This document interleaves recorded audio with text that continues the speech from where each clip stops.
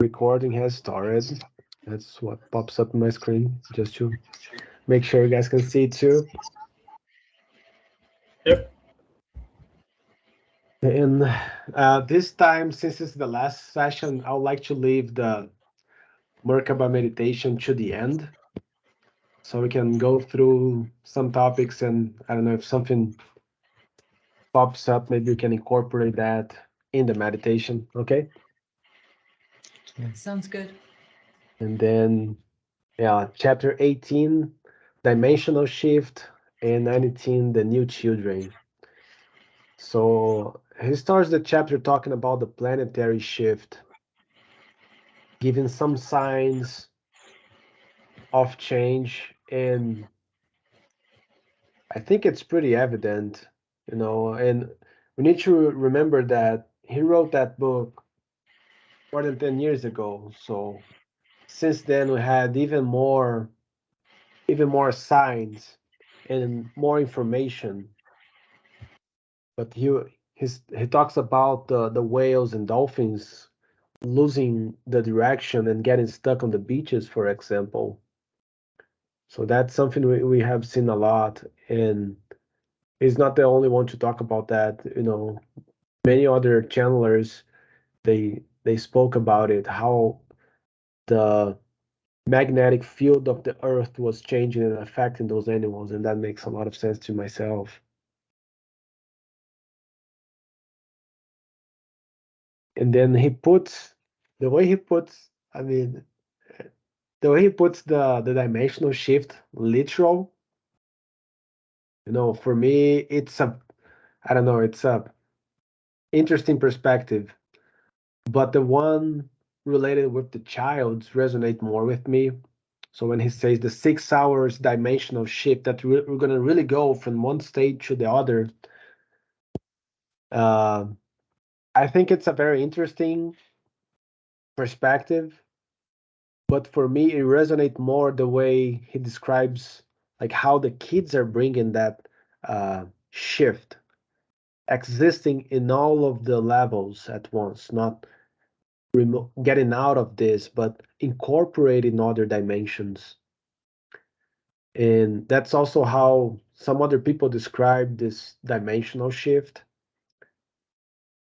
It is like we already live in all of those dimensions. We're just not aware of them. And with the shift, we start being aware of another dimension. And it is not it's not even like we're going just to the fourth. It's like we're living in the third, feeling and living in the fourth through our dreams, and we're stepping in the fifth with this expanded consciousness, expanded awareness, and expanded love.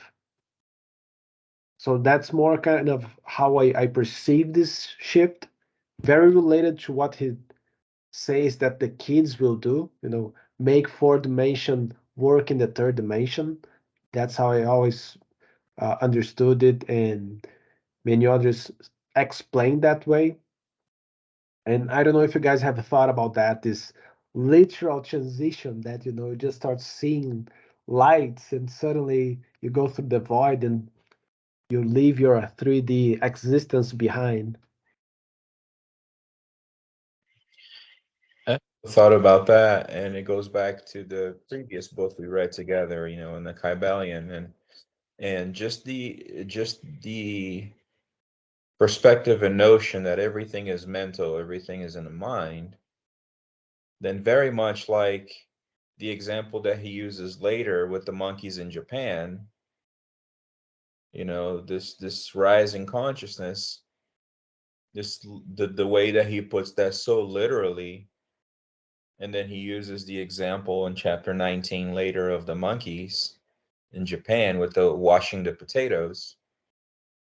Um, and then we talk so much of individual healing, but then we talk so much about collective consciousness too.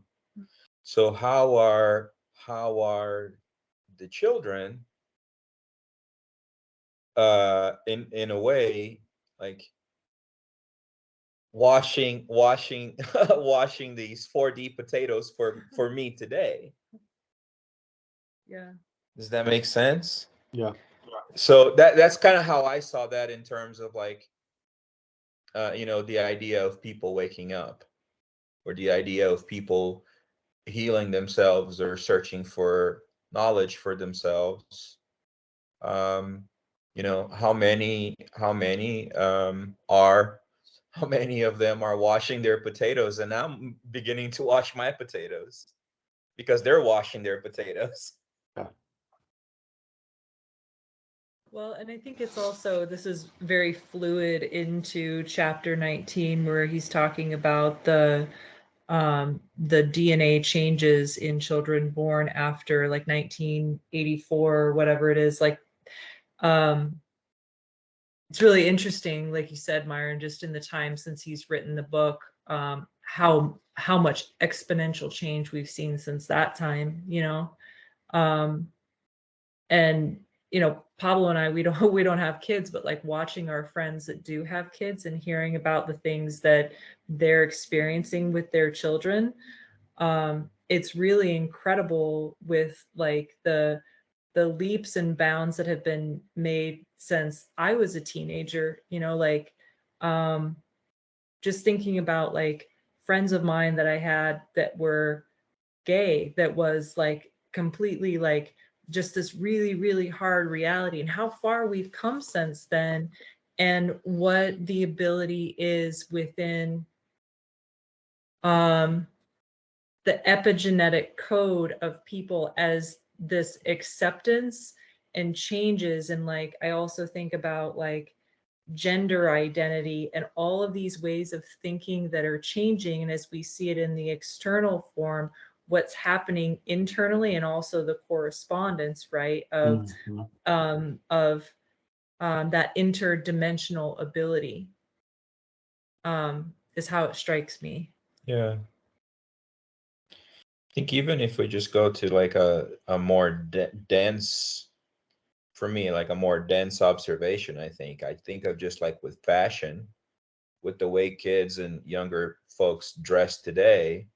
It's like you can really see that they don't really care. They're going to wear what makes them comfortable. And so even that shift in acceptance and self-acceptance, and the idea of self-image too, so much that used to be internalized and made it to be, you're not following tradition, you're not conforming, and how much more that was difficult before. Whereas now everybody has their own fashion style, their own sense, because they don't care. They accept themselves. And even in that level, I think that's such a cool thing to see. I don't know if it's just me like giving everybody too much credit, but I kind of love that. And I hope it's that way because, you know, some stuff that I see kids wear today, I'm like, oh, you know what? To me, that's really ugly, but you feel comfortable in that. That's great. Do you? And Yeah. I think that's, I don't know, is that a piece of that too? Who knows? Yeah, I think it's um on a deeper level, the ability to look at things differently and interact with things differently, because like how he's talking about how kids, even like in the time that that book was written, the ability to interact with technology, how far has it come from the time that that book was written? And I think what you're talking about, fashion, it does have something to do with it, because it's the way that we look at things and the way that we interact with our surroundings it's all connected in the way that Yeah. makes sense to me. Yeah, absolutely. It makes sense to me too. It's like, to me, it seems like, our ultimate goal here is to express individually the one thing, right? Everything here, everything that is expressing in its way the source, essentially, right? And us as humans, we're conscious of all this stuff. And so, like you said, kids are feeling more free to express themselves. Well, that, I think personally, in my experience, that's coming from more of like an inner authority not leaning so much on like the collective consciousness to direct you, where you have some spiritual sovereignty, or you know what you want, you know what's inside guiding you, and you're accepting it and you're expressing that, and like that's the that's the evolution in that sense. But as far as the physical and literal, yeah, I mean, it kind of goes with your psychic abilities, right? Like if your third eye is wide open, you're gonna see all kinds of stuff, right? So I mean, constantly. So I mean, and I guess the deeper it goes, all your spiritual centers get open, your light body activates, right? So Yeah. I mean, Yeah. that's literal stuff, right? In my Yeah. opinion. No, and I think that lumps in the principle of correspondence, and what you all say for me, it strikes like in two components. One, the internal component of the kids already having that expression, that unique expression, but also the environment. Like in the past, they didn't have the proper environment. They couldn't do it, otherwise they would be judged. They would be, and nowadays it's getting softer and softer in an environment they can express themselves, right? So the environment is getting more flexible, more understanding, so our kids can be themselves. And that has so many levels, like how they dress is one thing, like with what they identify, that's one thing, but what can they speak, what they can be, that has so many levels that we're gonna see. I feel like it's not completely unfolded yet. As you go through this journey, we're gonna see more and more. And then I have something that I heard from Cryon. He says that for this for those 12,000 years, we were during the Kali Yuga times, so we were going back and forth through the karma energy, but moving forward, until we got to that point in 1987, and collectively we decided at a vibrational level, we decided to not kill ourselves. So we went through it.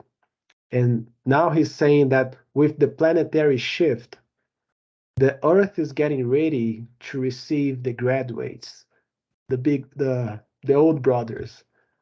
What he means by that is the the beings, the souls that were not incarnating on this planet for aeons, and we are seeing those people getting in this planet. And for me, like Matthias is one of them. For me, in this quote, Cryon's precisely talking about people like Matthias. Maybe 50 years ago, 100 years ago, it wouldn't work. Now we prepare the field, we prepare the ground so we can receive those seeds. We can have those kids, and they will bring much more information to help with this transition, this dimensional transition. Where I feel like it's a cycle. We're closing a cycle and starting a new cycle where we can see those beings of light, that they will be a little different than us, because we were talking about washing the potatoes and all of this healing we need to do, because we're old souls, we're light workers, we're doing this for 12,000 years, we have done it all, we have killed, we have played all of the different perspectives. So now it's time to heal. Why we get the graduates, and they show us a different way, because Earth is now prepared to receive those beings. That's more or less how I see it as well. Yeah, yeah. It takes that healing though, right? To That's what sets the atmosphere for the new children to have a place to actually Yes. infrastructure, right? The So infrastructure, yeah. yeah, and I don't know. It just made me kind of. It's funny because none of this information is like new, right? We're going over. It's the oldest. I mean, it is literally reality, right? Yes. But to see how each culture is growing, I mean, it's a visible. I mean, you can just see it, right? Like, and just like what we're talking about, we're taking the same information, and each generation, like, taking steps up, right? Yes. So, absolutely. I mean, I think man, the children that are your little child and the Yeah. children that will be born are going to be really amazing, I think, in the Yeah. future. Yeah. Yeah, the timing of this chapter, like we talked about last week, is just so perfect. Like it's just so lovely. One of the things that you guys said, and like Pablo said, going back to the Kabbalion, is with the law of correspondence, right? Is also what you guys were just talking about with expression, right? That it's expression on the individual level down to, the level of DNA and DNA expression. And then talking about it also from like a cosmic consciousness perspective with expression and creating that environment for that expression to happen. Just came to my mind and kind of stood out as you guys were talking about it, like how clear that is, that that we can see. Yeah, I always go back to that expression, like to help me kind of see unity consciousness, right? Like everything just wants to express source as best as it can, right? And that's that desire is what pushes everything into evolution, in my opinion. Yeah. I don't know. Kind of Mm-hmm. So a way to true. look.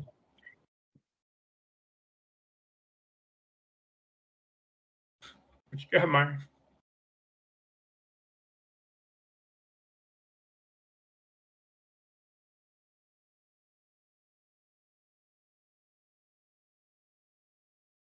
And one thing that he says that I agree and I believe is like how the souls that are not prepared to keep living here, they will transit to a different dimension, a different planet, a different universe. I don't know if you guys have heard of the book Exiled of Capella. This is a notebook, and it explains how people from Capella, a different star, came here at a certain point. That planet transcended, and as the planet transcends, we were talking about receiving the new children, but what happens with the souls that cannot make this vibrational shift? And Joe talks about this in the book, like the will of Yeshua and the will of the kids is to bring everyone to this new world, but the individual has to do the shift, right? And the other thing I'm seeing many channelers saying is that the people that cannot do this word or this shift, they will start incarnating in a different word that has the same vibration. So Earth is vibrating at a different level. It'll make this shift, and then many of us will keep reincarnating. We'll receive even higher vibrational beings, and the beings that were vibrating to dance in the vibration of hate, that need for love will start changing and being in another system that is compatible with that energy. And looking at the universe, looking at the correspondence, I mean, for me, it does make sense because now it's how the vibration is acting in this planet. So we vibrate at some level for many, many years, and now we're going to vibrate in a different level. And to make this shift, for me, it's kind of natural that you either, you make the shift or you go to a place that can keep you given the lessons you need, because this planet is ready for the new lessons, is ready for the higher lessons. I want to throw that there and see what's your guys' opinion on this shift and his perspective of changing vibration and changing also the beings that will keep reincarnating in this planet. Yeah, I mean, nothing makes more sense to me than that, right? We know we resonate at a frequency, and with resonance, if you're out of phase, I mean, harmony's not going to be there, right? So Yeah. the planet just can't support certain frequencies if it's increasing frequency. So I mean, you have to go somewhere that does, and life doesn't just stop, right? So Yes. you're gonna be moved somewhere. I mean, it seems like it makes perfect sense to me. Like it's very natural. So I don't know. No, with that, I want to bring some physical changes that many channelers has talked about, and mainly Cryon and Matthias. And he finally talks about Lee Carroll and Jan Tauber. I like that because so Lee Carroll that he mentions being the writer of Indigo Children, he's the main channel of Cryon. So I like he mentioned him because I probably have already read half of his books. And few things that Cryon brought over the years is one, we're gonna go through another mini glacial era. So the planet will get colder and it will freeze up, especially on the North Pole and South Pole. Now this year during the Argentina event, Matthias said that the Earth will become closer to what it was at some point in Atlantis, where the Atlantis lived more close to the equator line. And I don't know if that's coming in 20 years, if it's coming in 100 years. I think it's coming. I think we all will see that. And Matthias was even specific, and he mentioned that below the longitude 33, or actually above it on the north and below on the south, it's going to be very cold, and there'll be ice above 33 and below 33. I was even like checking Google Maps to see if it's gonna hit us, and actually will. So I don't. But again, none of them give any time. But I think that's very interesting, and something that John Volu talks in this in the chapter 18 is human being is so interesting. I mean, they want things to change, but they don't want things to change. Like we all want this change, but how are you gonna build a new world over like this base that is not solid, doesn't have roots? Sometimes you need to destroy to construct something, to build something. And many channelers I follow in Brazil, including Monica de Medeiros, she's really great. She channels Pleiadian. She talks about another two reapers. She had talked about the first reaper, which was COVID, before COVID, and she talks about two other reapers. One is kind of geological, and the third one is another pandemic. And she explains that as a kind of a purge of the world. So we have those massive deaths, but it is a way to balance the world. But one thing that's very interesting to me is all of the channelers, they mention that what's going to happen depend on our vibrational level. So it's like we're changing what's going to happen every single moment, through our choices, through our vibration. And if that's going to affect a lot of people or little people, it depends on us. And for me, it makes sense. We're in this dynamic world now, we're really living the shift. We were waiting millenniums for this moment, and we're living it. And now it is very dynamic. Everything we think, everything we build, like in our reality and mentally, it's affecting this shift. And what's going to happen will depend on us. And we will see that. It can be brutal or it can be soft. It depends on human consciousness. And I really resonate with that. It's not like something set on stone. It's going to change based on our frequency and vibration.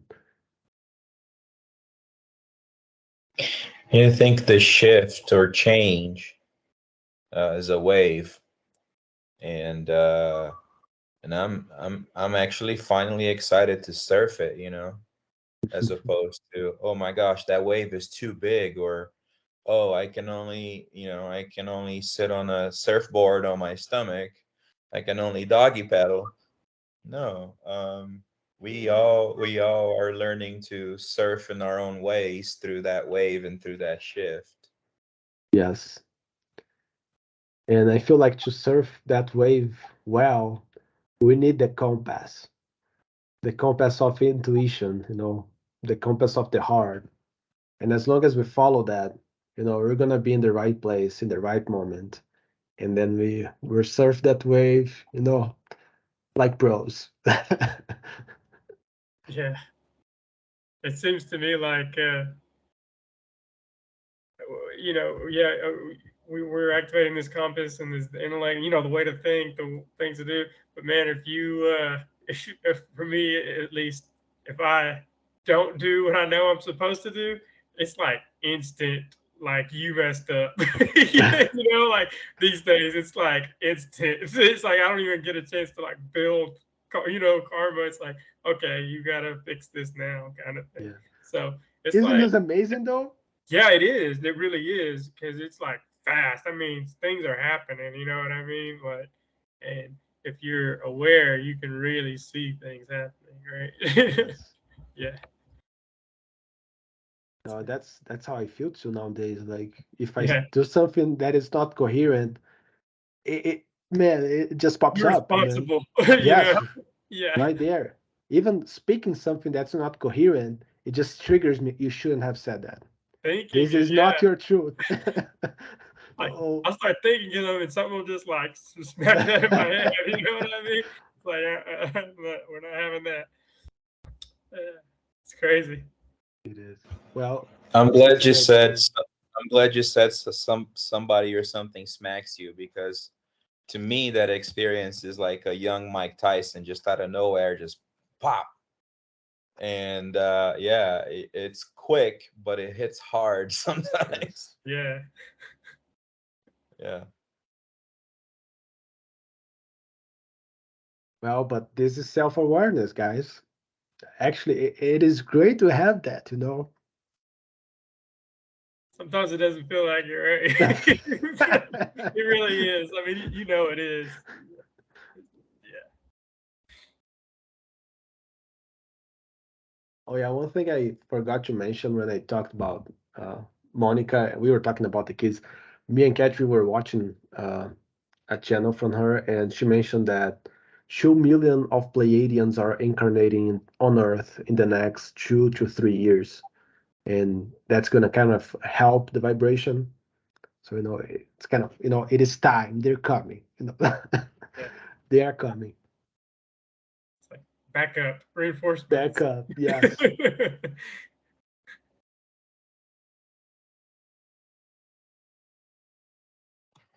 I think I really like too, Myron, what you said about there's a softness about things, and there's a softness of understanding. And as you were saying that to me, I see that softness and understanding as part of the literal shift that Drunvalo is talking about, because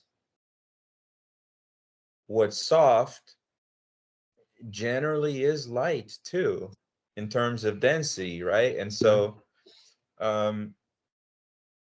isn't that also like another piece of evidence in this shift, Yeah. So I really like that. Yeah, that's true. Last time, I think you weren't here, Pablo, but Mandy mentioned something you always use, that is like, don't you think that a Jumvalo put some pieces there just so people can question? And then I love, like, in the end of the chapter 19, he just say that. What is really going on? Are you changing? I don't know. Look inside of your heart and find the answer. Like, it made me think of what you say about him showing pieces there, and I think it is for us to reflect on those, and have other perspectives, because it helps. We don't know what is the truth. We're three-dimensional beings, just starting getting there and trying to understand all of the wholeness, all of the infinite that is God. We know nothing. But we can feel. Other thing you said that triggered me, like, yeah, we don't know anything, but we can feel it, you know?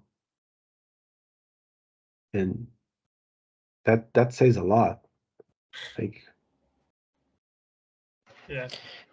Yeah, I have to admit, the first 3 chapters of book 1, I was really annoyed, because part of my job is to like edit things and cut a lot of extra things out, and that's what I'm looking at all day. And then reading that book, I thought, man, there's so much fat that he could trim here just to get to this point.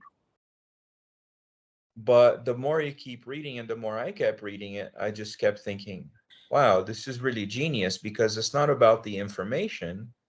It's about how we receive that information, because seeing the truth of it, and each of us has said this so many times, like there's things we can't unsee anymore. yes. And so even seeing the truth in his words here just makes me keep going, right? And then all of the little things that I thought were just in the way or fat to be trimmed, no, they're all actually helpful things for later.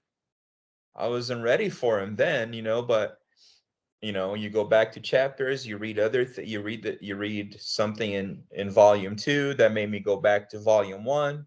I was like, oh, okay, now that makes sense. What he was saying here in volume 1 makes sense.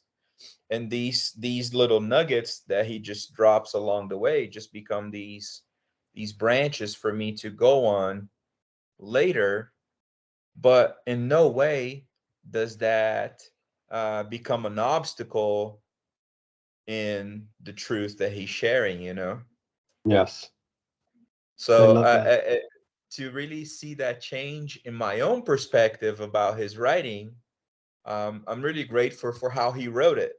Yes.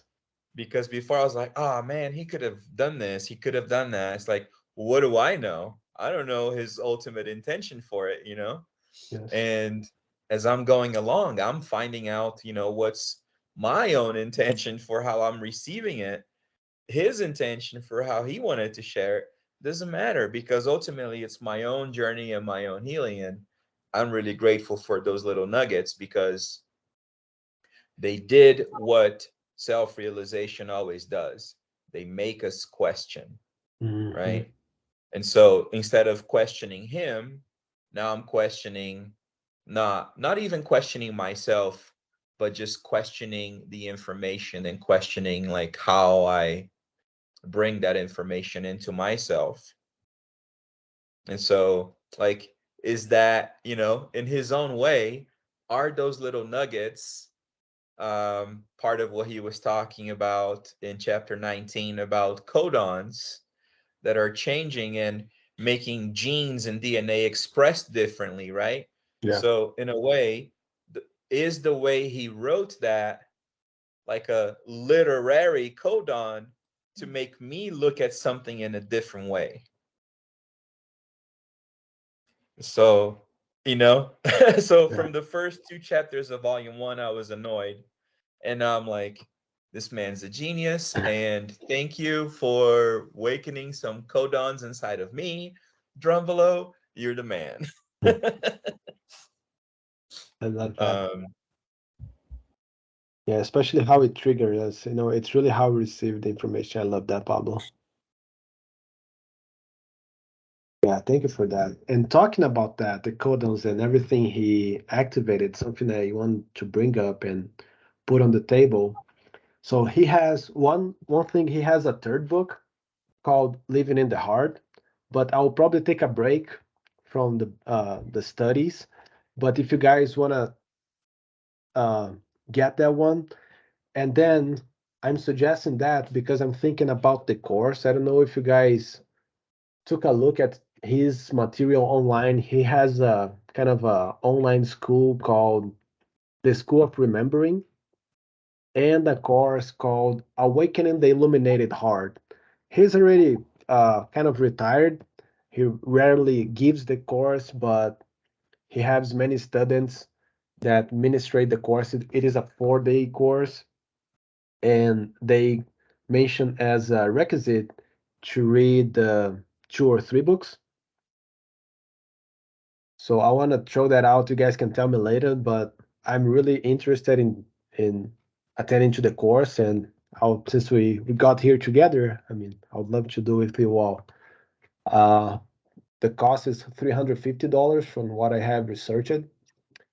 So if you guys are interested, maybe we can organize a day in March and either go to someplace, but I think it'd be easier for us to do online, and they have the online option too. Mm-hmm. So I want to show that Yeah. option there, so you guys can Yeah. think, and if you are interested, let's do it. Yeah, we have the Living in the Heart book, but I have to go to the car to listen to the CD. I don't even know how I'm gonna play the CD. Like none of my I don't have anything that uses CD anymore. No, I'm joking. I found I have a I have a Discman that I can probably connect to the laptop, and I can rip that into an MP3 for all of us, and Oh, nice. and share a link to the whatever MP3 I can pull out of that. But yeah, we would both be very much interested in joining that. Yeah, same here, man.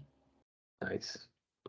All right, so let's try to do somewhere in March, and then we have like three months to do the Living in the Heart book, and we can circle back, getting closer to align a day that works for all.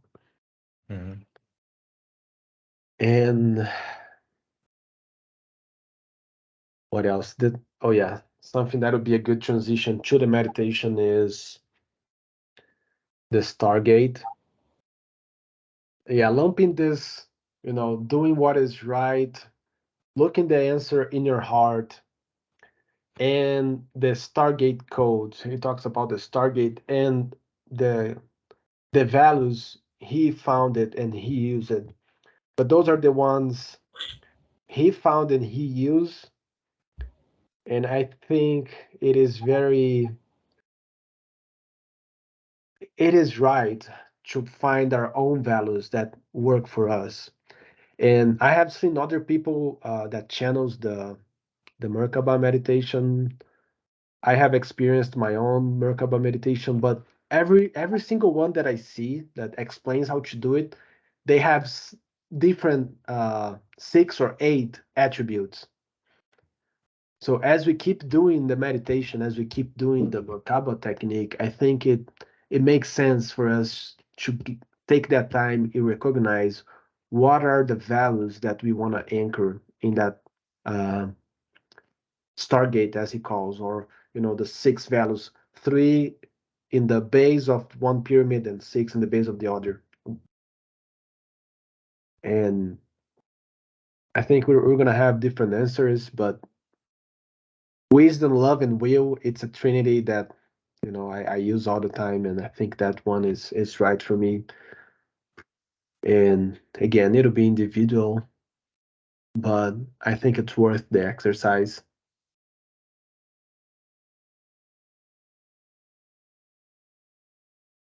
Then talking about living in the heart, going through the Stargate. Should we do a meditation to exercise that? All right.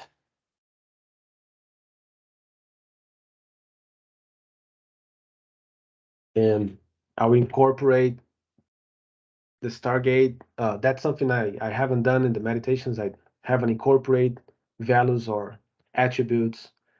And I'm gonna do this time, but I'll let it flow. I won't, I'll just speak from the heart and we tune in the Merkaba energy, okay?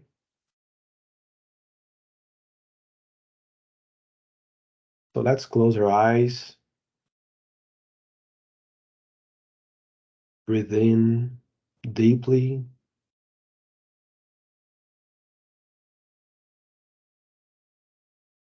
And breathe out.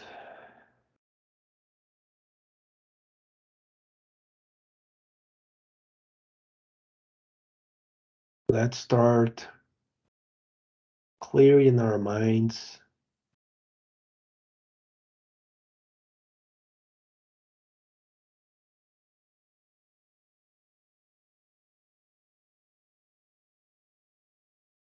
focusing on the breath.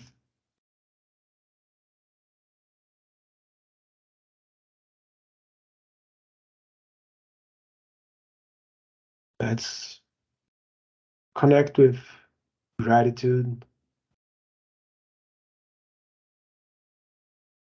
being grateful first for ourselves, for putting the effort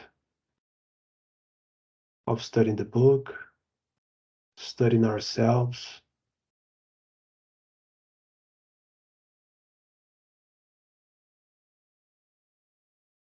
for taking the chance to connect more and more with our hearts, with our higher selves. Breathe in and breathe out. Relax.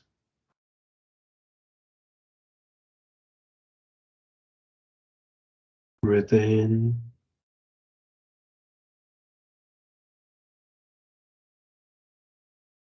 And breathe out.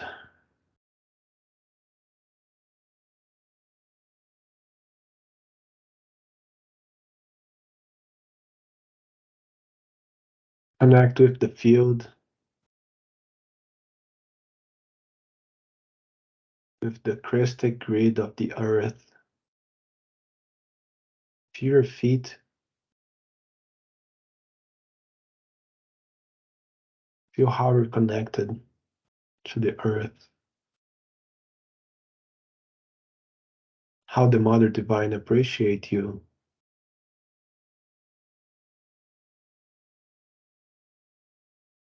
For carrying more and more love on your daily basis, on your activities, and on your choices.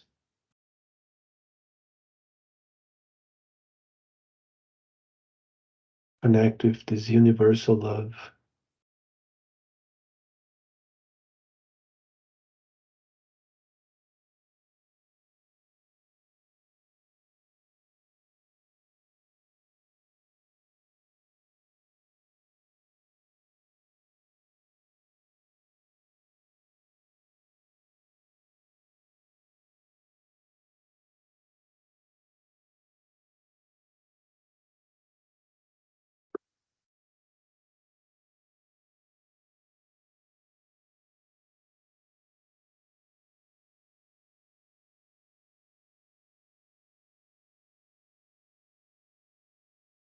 Let's call upon the Great Spirit,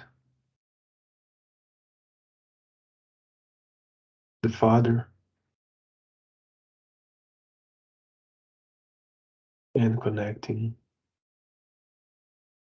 Great Father and the Divine Mother in the altar of the heart.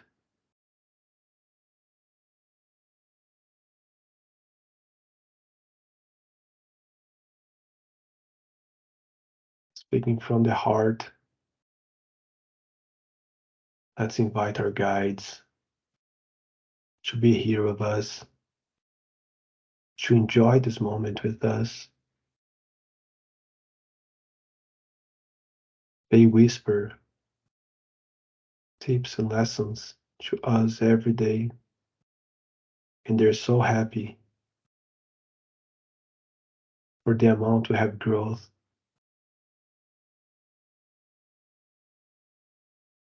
Feel their love, feel their protection.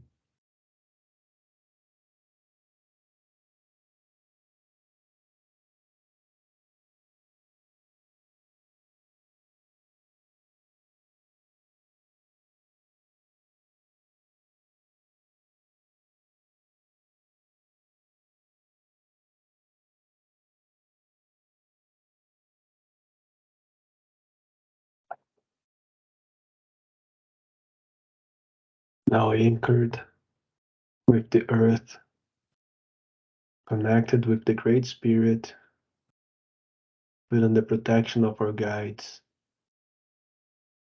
Let's connect with the core, with our center, going deeper and deeper, looking and calling for our higher self.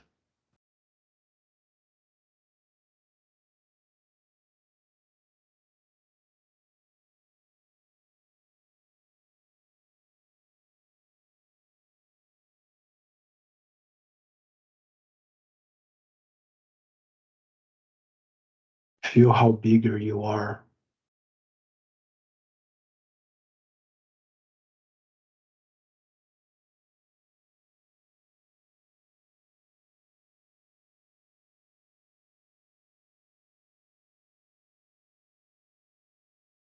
Feel who you really are.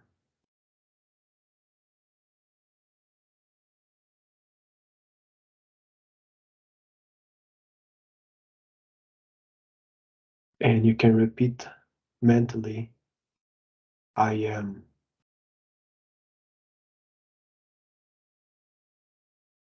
I am.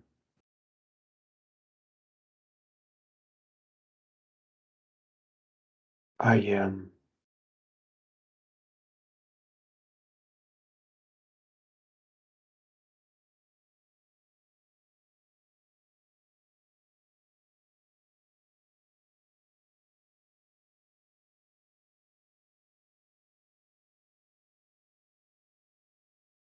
Now visualize the star tetrahedron around your body as you keep repeating mentally, I am.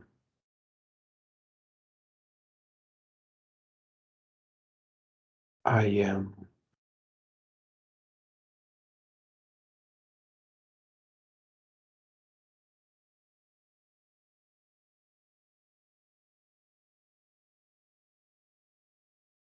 I am.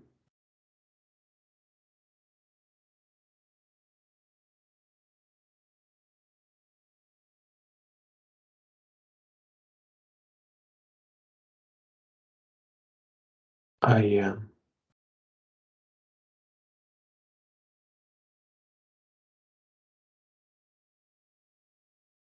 I am.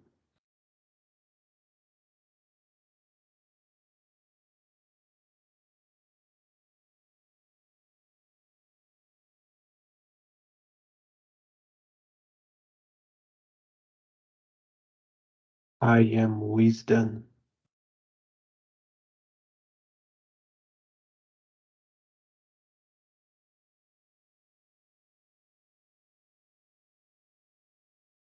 Feel the wisdom from all of your existence anchoring in your Merkaba right now.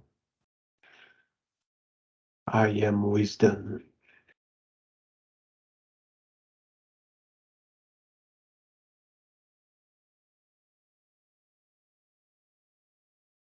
Reminding the Akash, bringing the wisdom from our past lives. I am the wisdom.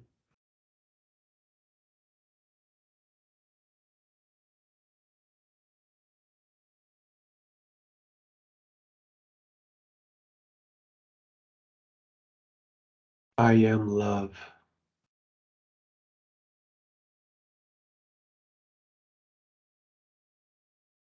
Open your heart to the universal love. I am love.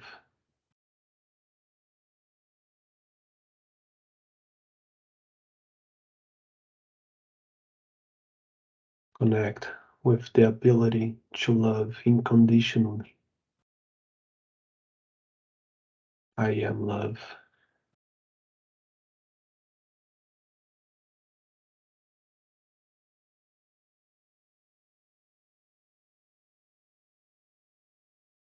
I am will.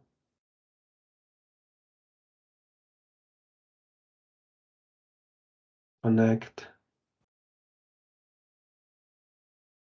with the will, your higher purpose to manifest on earth. I am the will.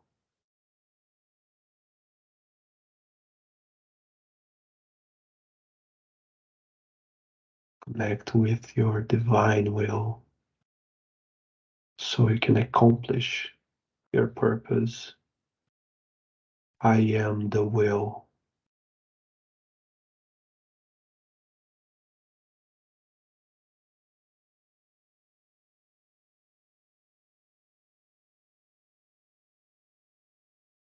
I am trust. Trust yourself.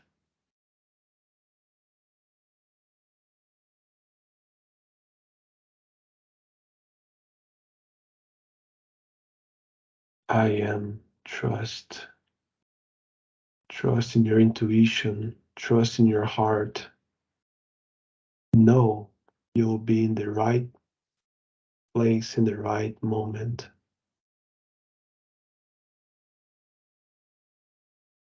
I am trust.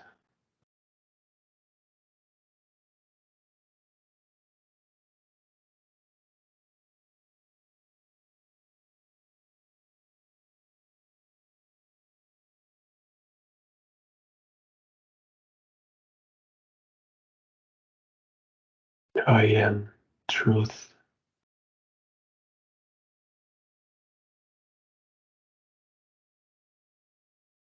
You are your own truth. I am truth. Speak your truth. I am truth.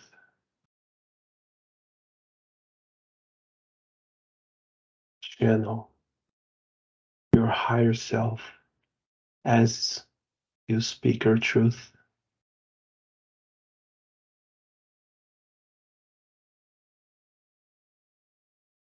I am simplicity.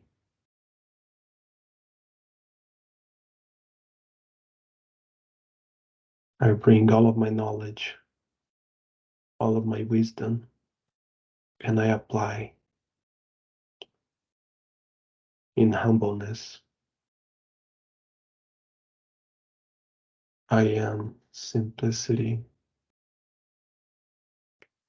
I simplify my life, trusting in my higher self with the compass of my heart. I am simplicity.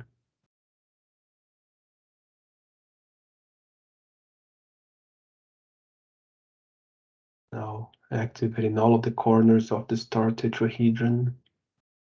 Let's focus on the axis from the center of the earth to the center of the universe.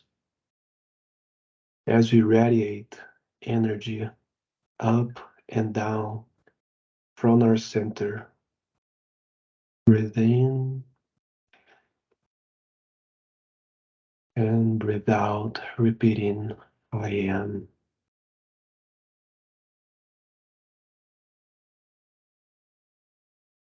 Breathe in, allow the sphere of light in the center of your being to expand, and breathe out.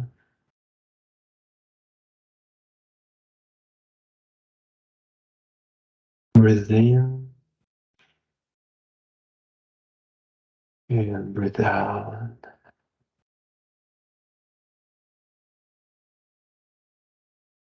Breathe in. This sphere of light grows bigger and bigger, covering your whole body. Feel this golden energy bathing all of your cells. Breathe out. Breathe in.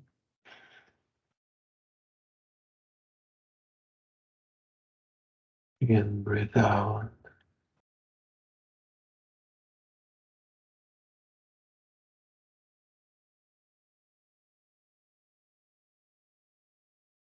Breathe in. Breathe out.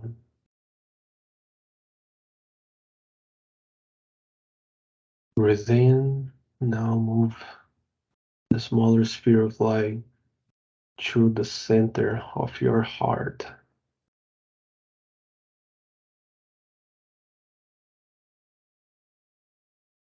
Feel the love and energy around your body. Visualize your star tetrahedron, your Merkaba. Breathe in and let it spin at equal speed.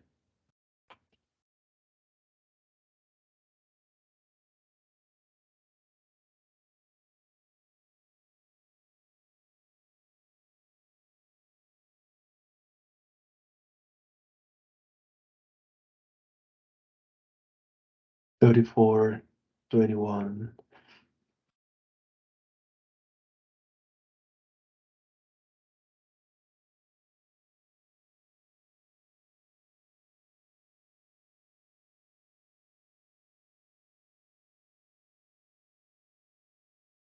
Breathe in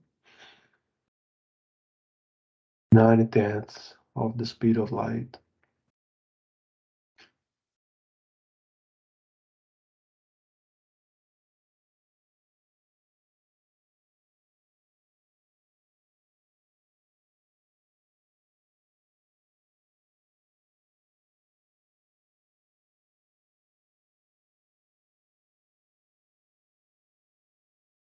Feel your light body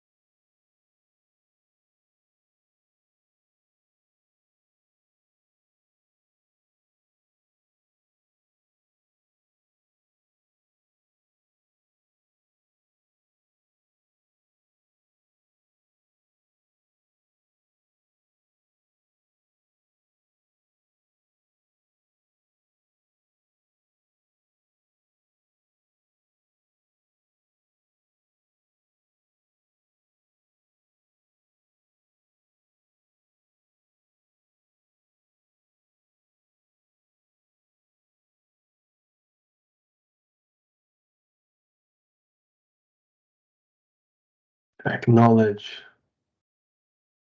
you are in the new earth. Acknowledge you are the creator. Take responsibility for the creator you are. You are the heir of the earth.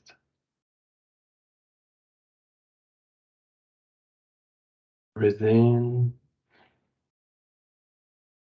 and breathe out.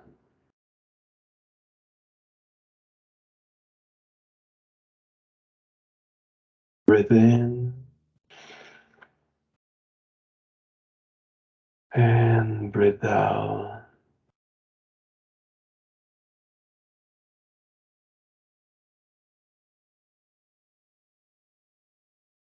Anchor this love,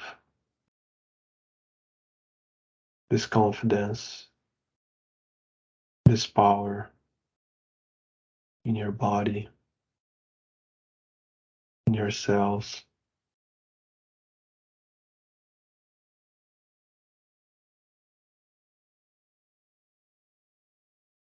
And start putting your attention back to your body.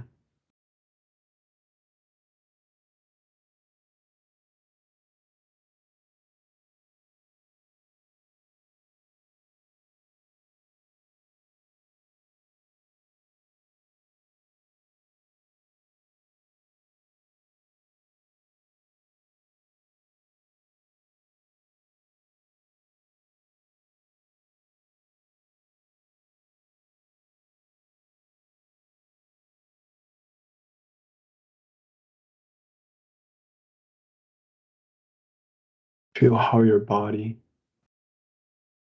is vibrating now.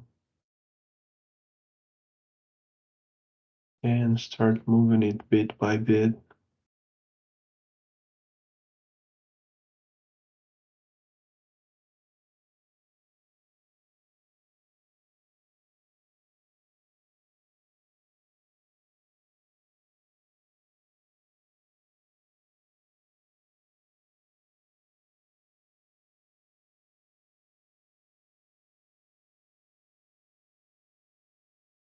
Stretch what you need.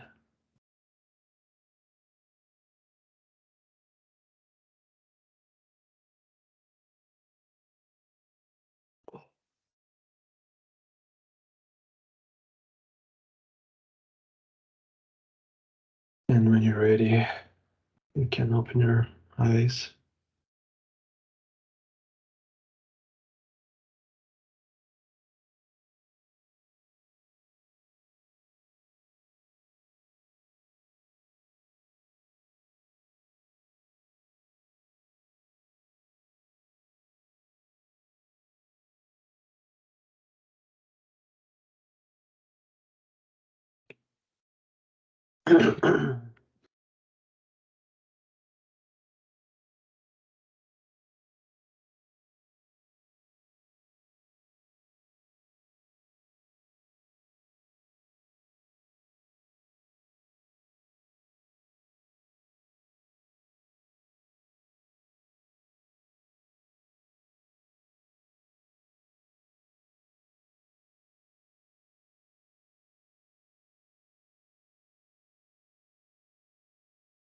And I want to thank you all for being this journey.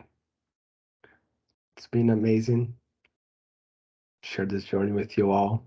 I'm so grateful for every single one of you.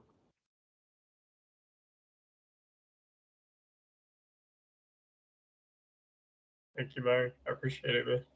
Thank y'all so much, Papa, Randy, Kashi.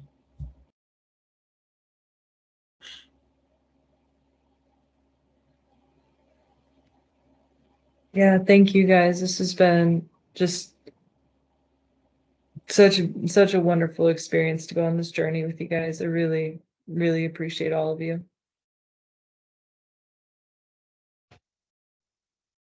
And with that love, with this high vibration, we finish this journey and the second book, and more to come in 2023. Yeah, so Y'all have a good night. powerful. Thank you Awesome. so much, everyone. Good night. Have a good night. Nature.